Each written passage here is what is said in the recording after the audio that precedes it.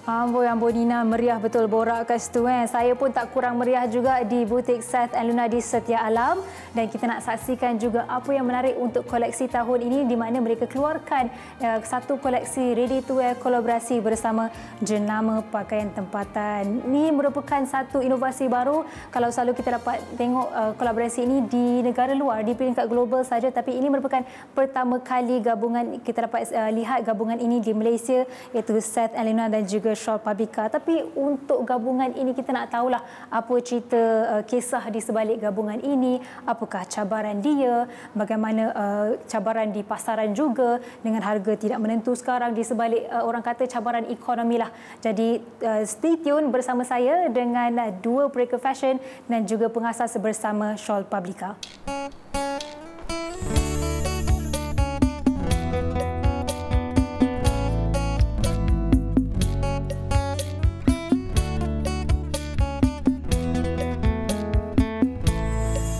Kalau tengok baju saya sekarang ni, hitam serba hitam, bertudung putih.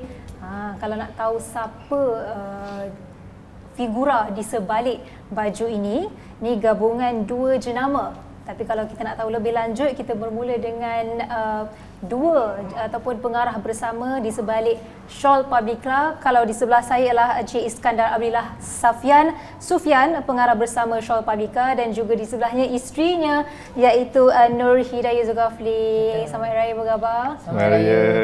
Terima kasihlah sudi terima kedatangan saya kat sini. Terima kasih juga. Ada hajat ni. Okeylah, kalau kita nak sebut nama Shawl Paprika ni, saya pasti memang kalau kita tanya anak-anak muda, especially yang wanita lah, yang perempuan, mungkin dia tahu. Dia tahu Shawl Paprika, tahu dah desainnya macam mana. Kalau sebut Shawl Paprika tu, tahulah dia punya niche tu ataupun dia punya design tu memang specialty in kurung sari. Sampai sekarang daripada awal, kalau saya perasan daripada awal sampai sekarang memang kurung sari lah specialnya. Okey, mungkin kita throwback sikit boleh tak? Throwback. Kita dah ada dua pengarah kat sini. Kita boleh start mungkin dengan Kak Ayu dengan Puan Ayu. Macam mana start? Macam mana boleh terfikir datangnya idea? Pertama, dapat idea nak buat kurung sari, dan kedua, memang minat bisnes ke? Minat. So macam mana tertubuhnya Shawl Paprika ni lah. So Assalamualaikum. First of all, kita nak ucapkan terima kasih kepada Nabila dan kru sudi datang interview kami di Shawl Paprika ni. Kami memang berbesar hati lah untuk terima undangan ni. So jadi menjawab Nabila punya soalan tadi, macam mana munculnya Shawl Paprika ni, betul tak? Shawl Paprika ni ditubuhkan pada tahun 2015 kan? Betul tak? Betul. Tak silap saya 2015 secara unofficial lah. 2015 kita bermula, masa tu kita online business. Saya dulu bekerja, sebelum saya buat bisnes, saya bekerja di Petronas dulu. So jadi saya ni suka jual tudung. That's why nama dia Shawl Paprika. Sebab dia bukan start dengan baju, dia start dengan tudung. So jadi kita jual tudung, kita jual dekat kawan-kawan office. So tapi daripada kecil dia jadi besar. Dan saya decide untuk saya berhenti kerja sepenuhnya untuk saya fokus pada Shawl Paprika. Ambil stok tudung tu daripada orang lain daripada ataupun daripada China? Kita beli daripada China, kita post ke Malaysia dan kita terus jual. Awal dah tahu ambil stok daripada China. Betul. Sebab ada juga yang nak buat benda yang sama, tapi ada masalah fikir macam mana nak bawa masuk barang dari China, nak kadang-kadang masalah tulisan tak faham dan sebagainya. Macam mana boleh datang ilmu perniagaan tu? Daripada China dulu, kita sebelum saya buat bisnes proper lah, husband saya Iskandar, dia memang dah start bisnes dah. So jadi dia banyak tahu supplier di Malaysia, supplier di China. So saya banyak belajar daripada Iskandar lah macam mana nak order dari China. So dari situ bila satu, kita boleh order dari China. So jadi kita order dari China direct dan dihantar ke Malaysia. Dari situ saya belajar. Banyak belajar daripada segi supplier dengan Iskandar. Macam Iskandar pula, time tu isteri Cik Kak Yu cakap, minat nak buat bisnes. Propose lah kan? Betul. Apa Cik Iskandar kata macam tu? Assalamualaikum. Terima kasih Nabila kerana menjemput. Untuk menjawab soalan tu, pada mulanya saya memang start daripada bisnes lah. Tapi saya buat masa tu banyak buat bisnes F&B, ada fabric, ada Adobe pun ada. So tapi bila bertemu dengan Puan Ayu, saya tengok dia minat bisnes dari segi fashion lah. So fashion tu pakaian, saya ada niche pakaian juga. Satu saya buat uniform, so saya kenal tailor-tailor, supply kain semua tu. So dari situ saya tengok, dia kata dia nak buat, masa tu dia buat tudung. So and then kita nak branch into baju pula, baju kurung sari, sebab saya tengok dia every time raya dia guna baju kurung sari. Dia beli sari kat kedai India dan buat baju kurung. So saya kata ini boleh jadi komersial ni, boleh jual, boleh pergi jauh ni. So saya dah fikir jauh, so dari situ bermulalah baju kurung sari Shawl Publica. And pemilihan nama tu dah satu, Shawl Publica. Tapi mana perginya tudung? Maksudnya tadi Puan Ayu kata bermula dengan tudung. Betul. Macam mana design tudung tu pula? Okey. Kita bermula dengan tudung yang kita ambil direct daripada China, bawa ke Malaysia. And then kita berkembang kepada baju kurung sari. Kita lupakan tudung sementara masa tu. Padahal kita bermula dengan tudung kan. Sekarang kita kembangkan balik kita punya roots tu, tudung tu, tapi kepada tudung pleated, shawl, and sekarang kali ni kita ada tudung printed, bawah printed cotton. Sekarang ni antara kita punya main product lah di Shawrika. Dia bukan baju saja. Baju tu mungkin ada awal-awal mestilah berdua. Jadi design tu design sendiri daripada scratch design, lepas tu hantar ke tailor. Betul. Macam mana proses tu? Mesti kita tahu tak mudah kan? Tak mudah, betul. Sebab saya pernah lah experience tengok design, bukanlah designer, maksudnya pengasas ataupun pemilik brand ni nak lalui semua benda tu ulang-alik ke tailor. Kongsi sikit. Kalau kita cerita kita start dulu 2015, memang kita start berdua.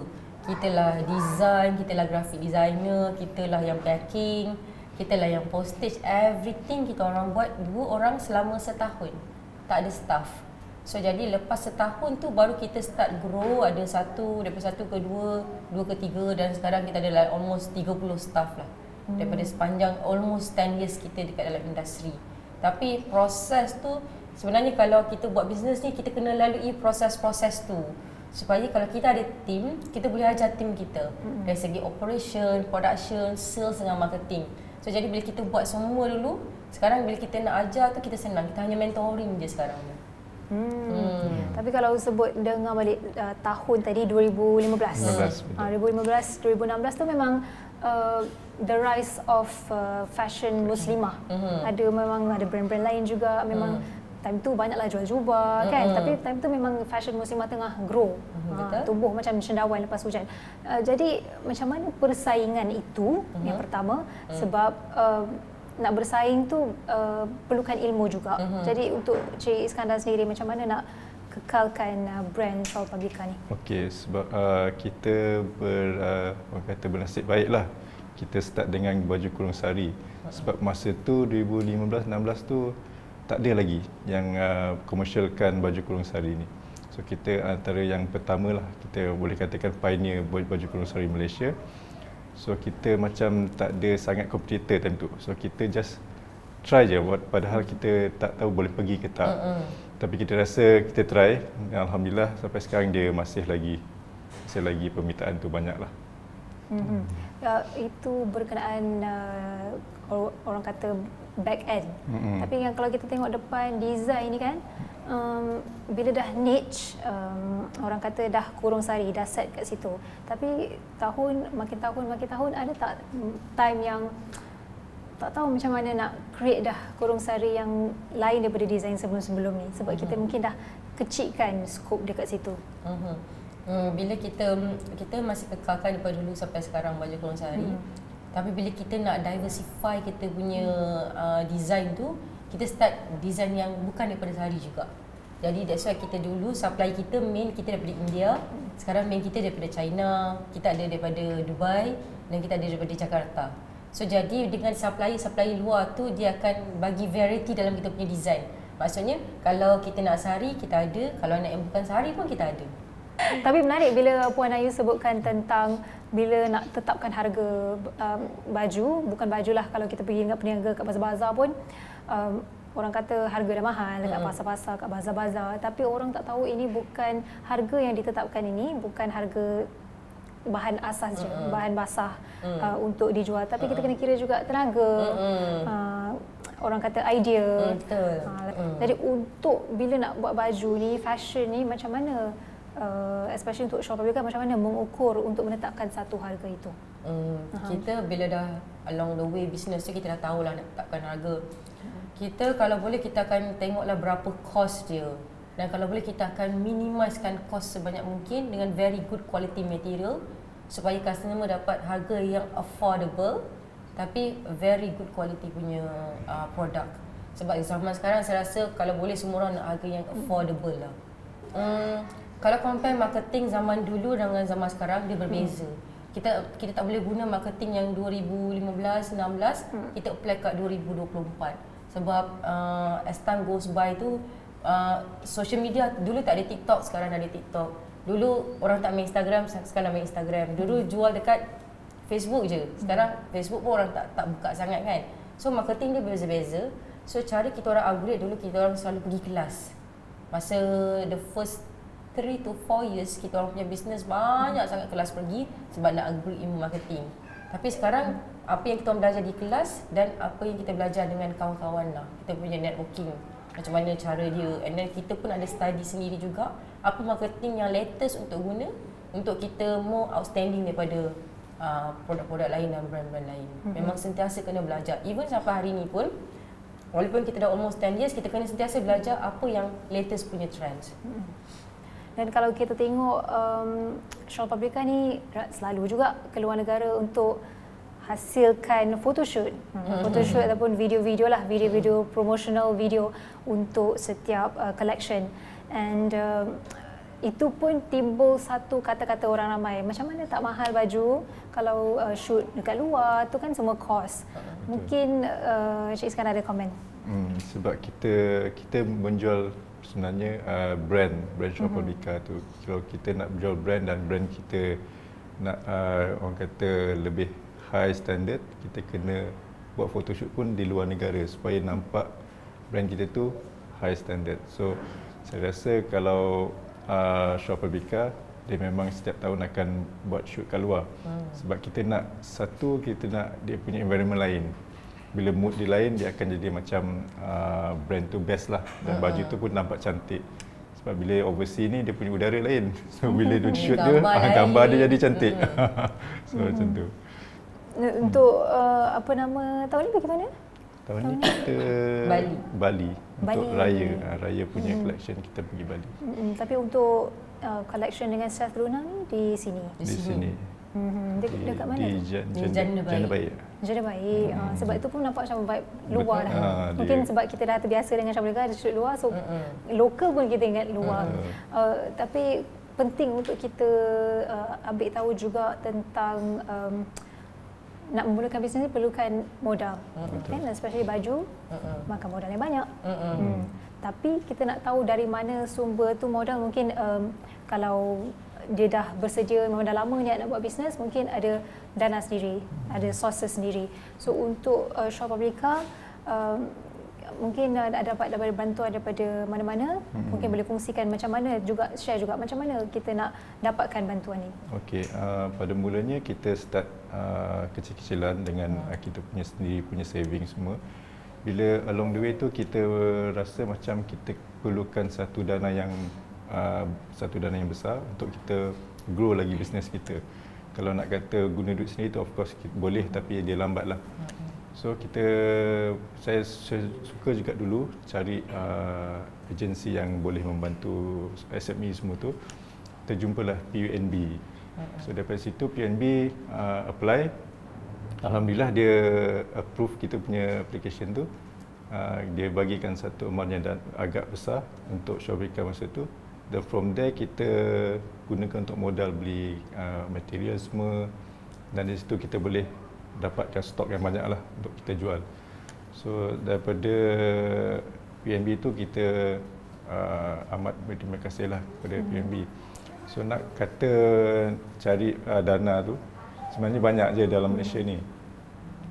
Banyak yang kata akan membantu untuk SME lah. So salah satu yang kita tersangkut adalah PUNB tu lah. Banyak je yang dalam Malaysia ni kita boleh boleh try apply lah saya rasa.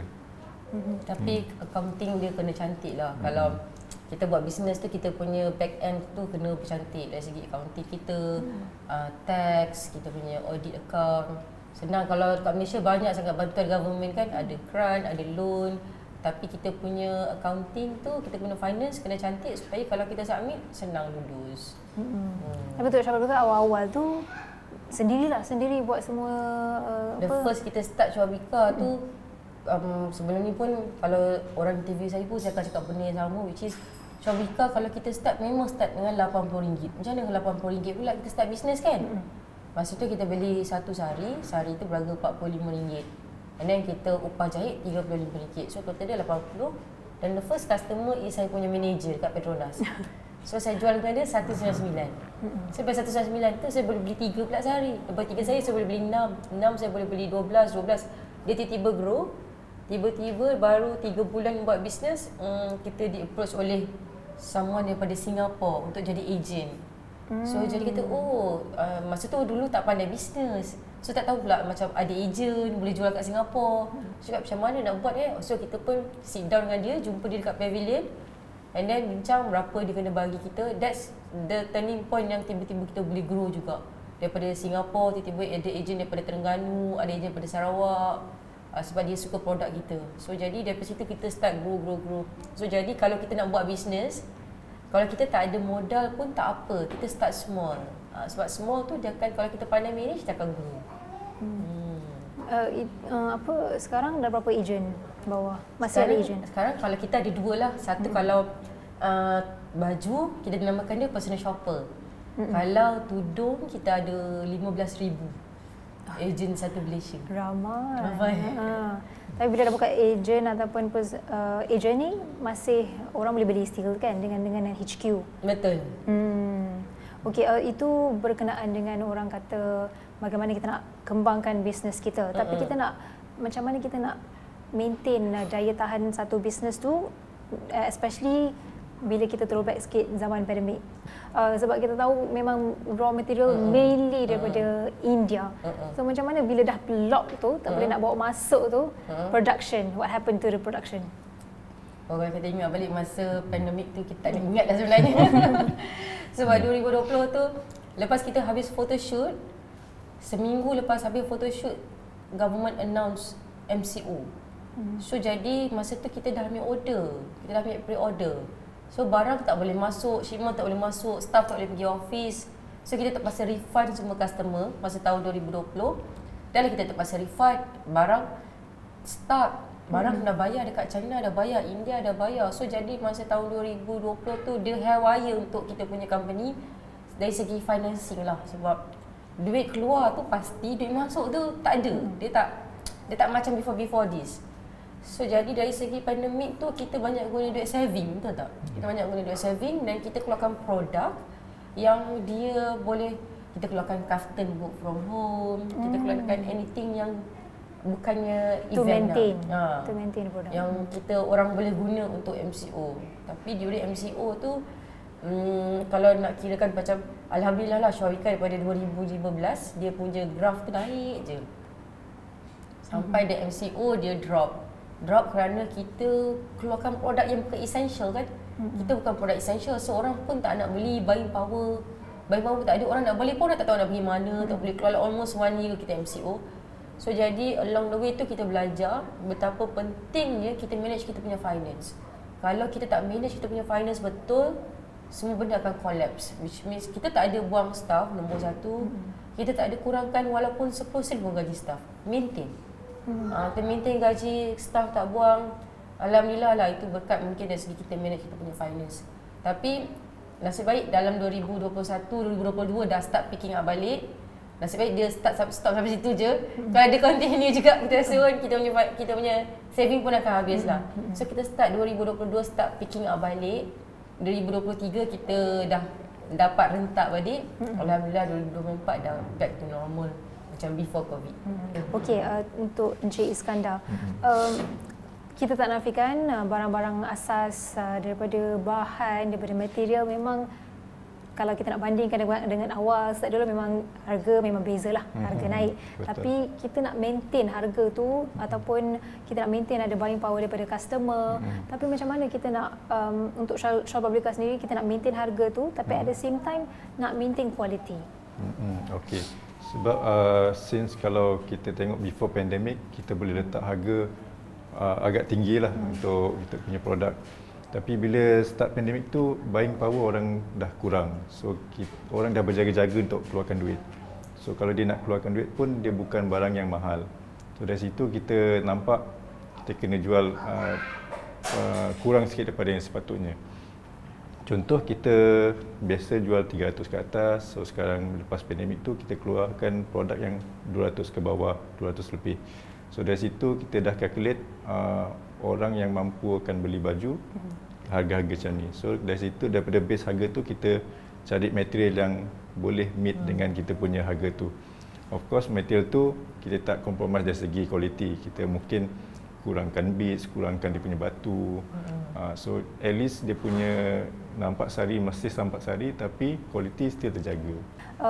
Boleh kongsilah sikit, ni dah 10 tahun bertapak dalam industri fashion. Mungkin kita sekarang teknologi pun bergerak pantas kan, ada TikTok, mungkin tahun depan kita tahu ada apa pula. Kita sekarang ada AI, ada AI, artificial intelligence semua. Mungkin apa Cik Iskandar dan juga Puan Ayu harapkan ataupun jangkakan untuk industri fashion akan datang? Okey, macam kita pada zaman sekarang kan online tu sangat laju, dan online tu macam-macam platform pula. Kita ada Shopee, TikTok semua tu. So kita kena ikut peredaran zaman. Kalau contohnya zaman sekarang TikTok adalah nombor 1. So kita kena fokus dekat penjualan kita dekat TikTok juga. So kita kena ikutlah trend tu. Sebab bila teknologi ni bertambah canggih, dia sampai macam end user ni nak barang tu sekarang.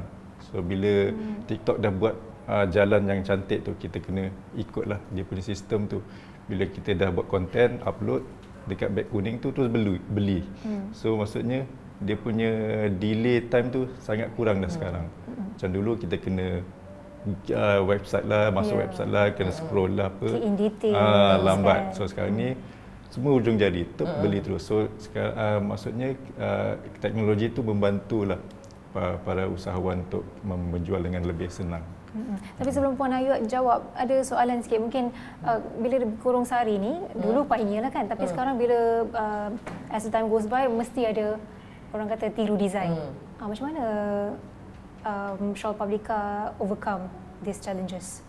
Masa mula kita start baju kurung sari tu, kita kira pioneer lah yang komersialkan baju kurung sari.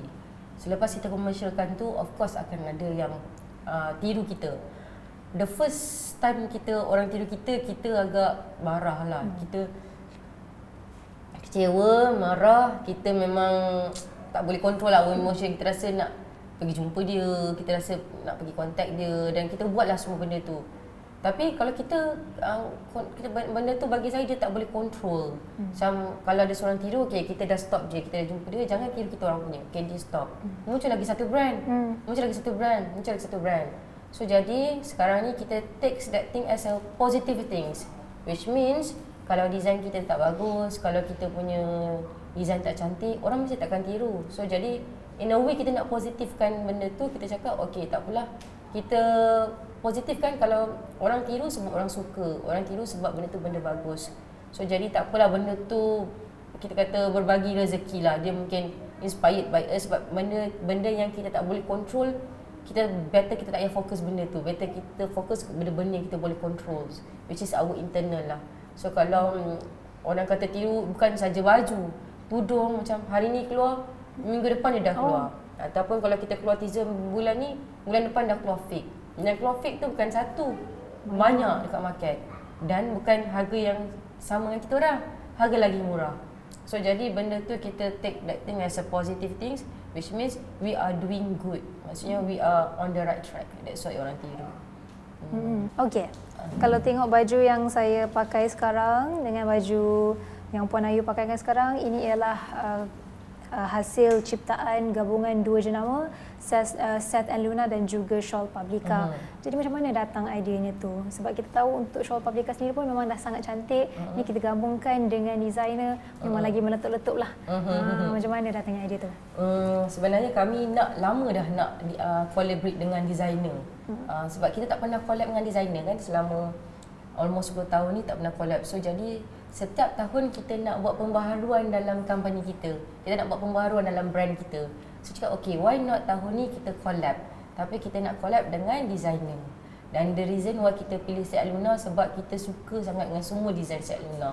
Dari segi cutting, dari segi design, dari segi pemilihan kain. So jadi untuk first designer yang untuk collab dengan Shawika tu memang kita nak dan purposely pilih Seth Luna. Sebab dia kena dengan, bagi kita dia kena dengan Shawika punya vibes dan dia kena dengan Shawika punya kita suka dari segi cutting, dari segi presentation baju. So jadi that's why kita collab tahun ni dan that's why kita pilih first designer kita collab is Seth Luna. Itu dia, dah dengar sikit kata-kata dari Tuan Badan Shawl Publica sendiri, Puan Ayu dan juga Encik Iskandar. Kita akan tahu lebih lagi pasal design ini, baju-baju yang saya pakai dan juga Puan Ayu pakai ini. Ada berapa design, ada berapa color dan sebagainya, ada berapa size. Kita akan bersama dengan pereka-pereka fashionnya selepas ini.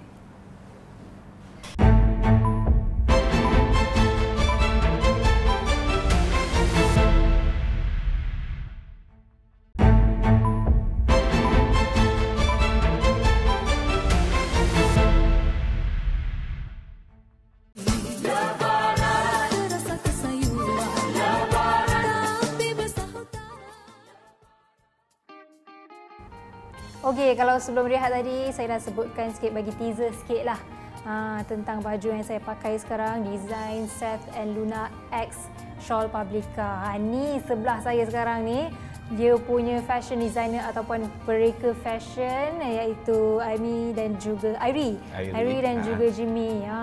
Seth, pereka fashion Seth and Luna. Aku nak tahulah Seth and Luna tu datang daripada mana kan? Mungkin boleh share sikit. Okey. Daripada awalnya nama Seth and Luna tu kita orang dapat, memang bila kita orang dua orang decide nak buat bisnes sekali, kita orang dah decide kita orang tak nak guna nama sendiri. At first waktu tu dalam 2016-2017. Okay, waktu tu memang even sampai sekarang pun orang bila nak guna buat brand, dia orang akan guna nama sendiri. So the reason kita orang guna nama lain tu adalah supaya at that time kita orang nak biar brand tu yang pergi dulu. Maksudnya orang kenal Seth and Luna dulu, brand tu, selepas tu baru, maksudnya at that time tak nak orang bagi kenal lah siapa designernya. Dia orang kenal je Seth and Luna tu. Dia macam tu. So itu tentang sikit background. So bila awal-awal dulu nak buat bisnes, studinya designing, tapi tiba-tiba nak buat bisnes kena ada ilmu bisnes pula. So macam mana? So untuk ilmu bisnes kebanyakannya berdasarkan daripada pengalaman sendiri dan juga pengalaman kawan-kawan yang sama-sama buat bisnes. So kita memang suka rakan-rakan banyak buat bisnes. Macam Shawl Publica sebenarnya adalah salah satu kawan bisnes. So kita orang banyak bertukar pendapat. Cara macam mana nak buat bisnes. Sebab dua bidang berbeza. Maksudnya fashion sama, tapi ready to wear dengan custom made dia dua benda yang berbeza. Jadi macam kita orang, the reason sebelum ni kita orang tak pernah keluar ready to wear adalah sebab kita orang tak ada ilmu tu. Untuk ilmu ready to wear production semua tu. Jadi alhamdulillah kita orang berkenalan dengan Ayu. Jadi daripada situ pun, daripada awal-awal kenalan tu memang tak ada pun nak collaborate ke apa, tak ada any business venture pun, kita don't have that in mind. Cuma kita orang tukar lah, macam maksudnya kita orang tanya dia ready to wear macam mana. Jadi dia bermula daripada situ lah. Tadi kalau tanya Ayu pun, dia pun dah lama mengidam nak collaborate dengan fashion designer. Lepas tu ada Seth Luna ni tercapailah impian tu. Tapi kalau kita tengok memang daripada apa yang saya pakai ni pun orang kata pemilihan colour tu memang colour safe lah kalau kita boleh cakap. Hitam, putih, peach ataupun beige, nude. Mungkin kalau kita compare dengan brand Shawl Paprika, dia lebih kepada Yes, dia apa bold is the word, maksudnya apa yang kalau kita tengok sari dekat filem-filem Bollywood tu, Betul. itulah colournya. Tapi macam ni untuk collection Shreya ini, mungkin apa yang kita cuba ketengahkan? Okay, design wise, the reason kita orang buat, kita decide untuk guna colour macam beige, gold, hitam, colour-colour neutral adalah memang daripada awal kita nak satu tema yang mana dia evergreen. Dia boleh pakai dalam jangka masa yang panjang. Maksudnya kalau kita tengok tahun ni memang rakyat menggila dengan warna brick orange. Kan waktunya macam tahun sebelum ni ada warna marsala kalau tak silap. Jadi kita tak nak benda tu yang trend. So kita memang dah cakap awal-awal sebab Shawl Paprika pun dia ada collection raya dia. Obviously dia akan play dengan colour-colour, bright colour, semua statement dia.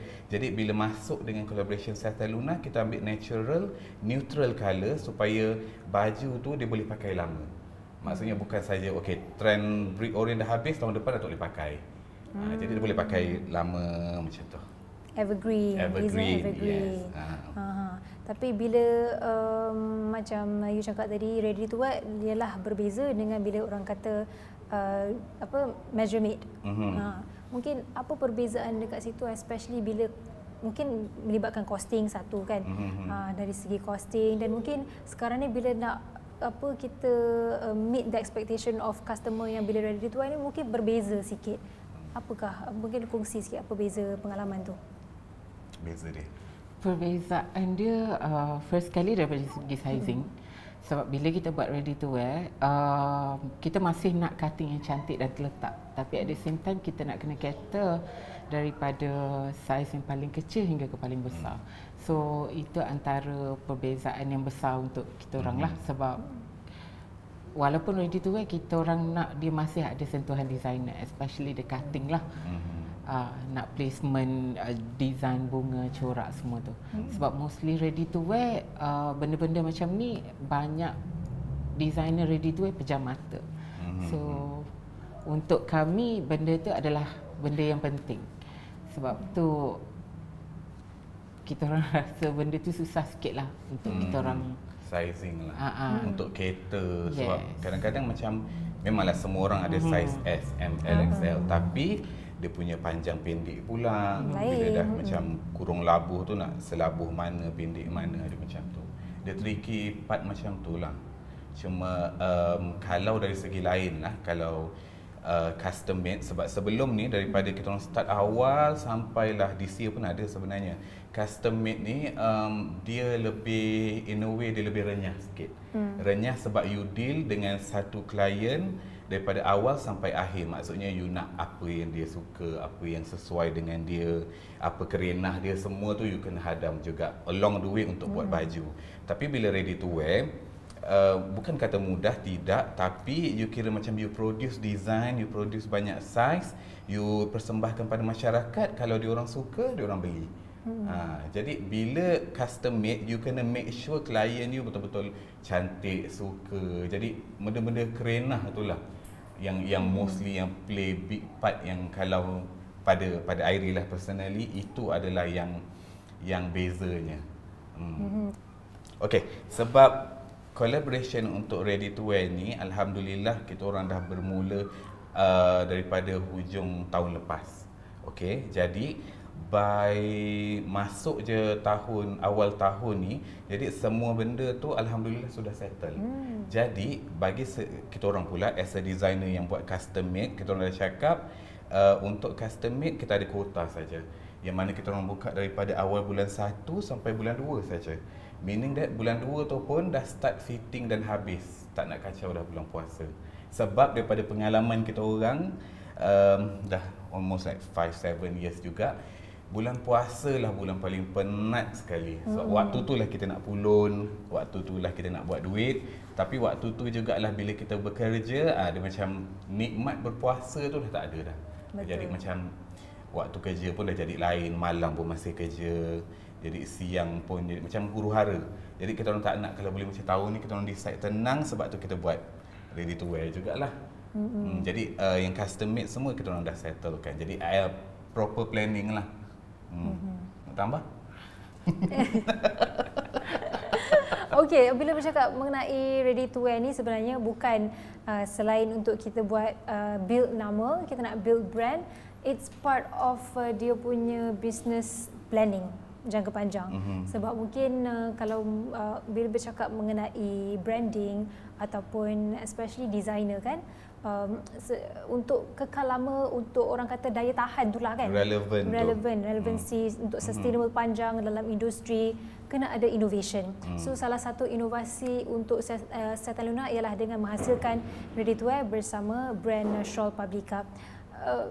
Ini sebenarnya ada cabaran di sebalik orang kata rekaan ready to wear ni. Mungkin apa cabaran ataupun realiti seorang pereka fashion ini yang mungkin orang tak tahu, yang ni boleh kongsikan? Antara salah satu cabaran dia, first kali sebab sekarang lambakan baju ready to wear banyak. So untuk kita nak bersaing daripada segi design, material, semua tu kita kena banyak brainstorm lah. Sebab sometimes macam material pun kita dapatkan daripada open market. So sometimes dia boleh jadi tersama dengan orang. So itu adalah salah satu cabaran yang paling besar lah. So bila you dah guna, sometimes you dah buat baru you tahu, oh ada orang pernah guna. So dari segi design lah pula yang you nak kena make sure, sebab tu each and every design, waktu you design you kena make sure dia ada DNA brand yang strong. So walaupun material tu pernah orang guna tapi dia masih nampak DNA you. Sebenarnya dia macam ni. Tadi ada point tadi yang Irene nak tambah dulu. Okey. Tak apa, nanti kita cut je. Okay, alright. So untuk point tadi, salah satu juga sebab kita orang terasa nak sangat collaborate dengan brand ready to wear adalah sebabnya dia macam ni, daripada kisah peribadi kita orang lah. Kita orang, kita jenama fashion yang biasanya kalau keluarkan collection raya adalah jenama ready to wear. Contohnya macam yang besar-besar macam Shawl Publica. So bila kita orang pernah jadi satu, bukan many times jugalah, di mana bila kita orang brand pereka fashion, ada yang kita orang punya look. Contoh, saya buat satu baju, contoh nama baju ni Nirmala kan. Saya buat untuk klien custom made. So bila kami dah produce untuk custom made, maksudnya satu eksklusif untuk satu klien saja. Kita orang post dekat social media. Lepas tu orang nak, dan ada traffic dekat situ, dekat social media semua nak baju tu. Kita orang as a fashion designer, kita orang tak boleh nak produce banyak. Tapi brand-brand lain dia nampak benda itu sebagai kesempatan. Dah terjadi banyak kali dekat kita orang punya best seller orang ambil dan juga jadikan ready to wear. Jadi bila dia orang dah ambil, in a way nama dia ciplak lah. Dia dah ciplak tu, dia dah jual dekat orang dengan harga yang murah, end up request untuk design tu dah tak ada daripada kita orang. Jadi kita orang nampak benda tu, kita orang sedar macam, oh okey, baru macam ni sebenarnya permainan dia. Okey. Jadi daripada situ kita cakap, why don't, daripada in a way lah, daripada brand-brand besar ni, obviously dia orang ada budget. Dia orang ada quota untuk hire designer semua. Kenapa tak pernah ada pun yang collaborate dengan designer? Kalau macam dia nama luar, contoh macam H&M setiap tahun dia ada collaborate dengan designer. Ada Versace, ada Balmain. Jadi kenapa brand Malaysia tak pernah buat? Jadi kita daripada situ pun kita macam kita mulakanlah perkara tu. Maksudnya jenama ready to wear Shawl Publica bergabung dengan jenama fashion designer Seth and Luna. Jadi itu adalah antara sebab juga yang kenapa kita nak produce collection tu. Alright. I believe ni bukan yang the only collaboration yang akan terjadi dekat sana. Depan kadang-kadang mesti akan ada like collaboration. Tapi kalau untuk di Malaysia sebenarnya ini adalah collaboration yang pertama. Untuk local brand, local ready to wear brand dengan local designer brand. Sebab sebelum ni sebelum ni tak pernah ada local brand dengan influencer, ataupun macam kalau collaboration dengan designer pun daripada bukan jenama fashion lah, contoh macam jenama produk-produk ada macam tu. Tapi fashion dan fashion, custom made dan ready to wear belum lagi. As far as we know lah. Dan collection Shraya ni ialah gabungan nama Shah juga kan, sebagai muse ataupun face of the collection. Jadi pemilihan Shah itu sendiri mungkin ada, kita boleh relate dengan backstory collection ke, apa yang boleh kita sharekan dekat orang ramai di sebalik nama Shraya itu. Okay, pemilihan Shah first kali sebab Shah memang salah satu klien regular Satan Luna lah. So kalau untuk previous tahun yang sebelum-sebelum ni memang Shah akan ada tempah custom. So dari situ memang akan ada klien yang request nak baju macam dia. So untuk collection ni pun sebenarnya inspirasinya adalah daripada Shah, and then kami kena masukkan DNA brand kami dan juga brand Shaw Publica. So daripada segi look, inspiration dia kita ambil bestseller kita orang Satan Luna punya baju. Jadi Shah tu as a muse lah sebenarnya. Shah sebagai muse, and then Shaw Publica kita ambil dia punya statement bold tu lah. So dia kalau punya tengok elemen opulence tu. Yes. Mungkin kita dah tak boleh main dengan warna. Jadi elemen sari tu apa? Printed yang heavy ataupun gold beading ataupun benda-benda yang kita tengok tu nampak macam mewahnya. Jadi itu yang kita ambil elemen strongnya Shaw Publica. Even kita pun ada buat baju kurung sari kita juga. Sebab Satan Luna masyarakat tahu kita punya helaian tradisional. Jadi Shaw Publica pula is sari. Jadi kita combinekan dua tu sekali. Itu berkenaan muse, tapi kalau kita nak bercakap mengenai creating a design, itulah Perica Fashion punya tugas. Tapi sekarang ni ada macam-macam lah teknologi sekarang ni. Cakap je, sebut nak apa, nak gabungan ini, campur ini, tolong keluarkan design ini. Tak boleh bukan baju lah, kita boleh cakap painting ke, benda-benda lain, semua kita boleh cakap je nak macam mana mudah in one click. So macam mana, apa nak jadi dengan industri Perica Fashion ni? Macam mana nak kita stay relevant? Okay, untuk stay relevant, bagi kami dua lah, dia sebenarnya bukan saja first kena selalu update dengan apa perkembangan semasa. Contohnya apa trend terkini, apa yang orang nak pakai, apa yang orang tengah suka, kita tak boleh pejam mata benda tu. Kita kena tahu dan kita kena belajar. And then yang kedua juga, kami dua bertuah sebab memang daripada DNA daripada kecil memang sukakan fashion, suka seronok, tengok benda-benda cantik, suka-suka baju, bilik-bilik majalah. Jadi benda tu secara tidak langsung dia trigger lah, maksudnya kita orang punya eagerness untuk lebih suka dan lebih faham dunia fashion tu. Jadi kalau nak kata persaingan sekarang ni dengan AI. Lepas tu kalau macam sekolah-sekolah fashion pun setiap tahun, setiap semester akan ada keluar graduate. Pada kami yang pentingnya adalah idea, DNA dan juga service dan juga business plan lah.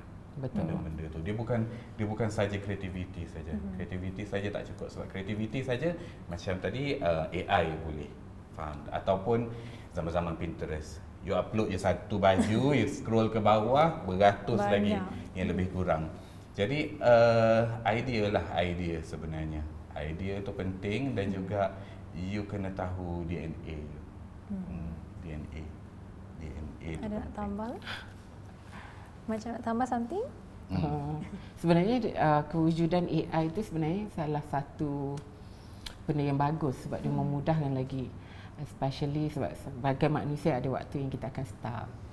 So bila kita ada idea, so kita boleh guna AI dan kembangkan lagi kita punya idea sebenarnya. Betul. Kita treat dia as orang kata kita ambil positive side of dia lah. Jangan rasa macam challenge, kita gunakan dia tapi in a good way. Itulah orang kata teknologi, kalau kita ambil as cabaran, sampai bila tak akan bergerak ke hadapan. Okey, itu berkenaan business side, tapi kita nak pergi ke design lah kalau kita boleh tengok into details, tapi itu akan kita lebih lanjut selepas ini.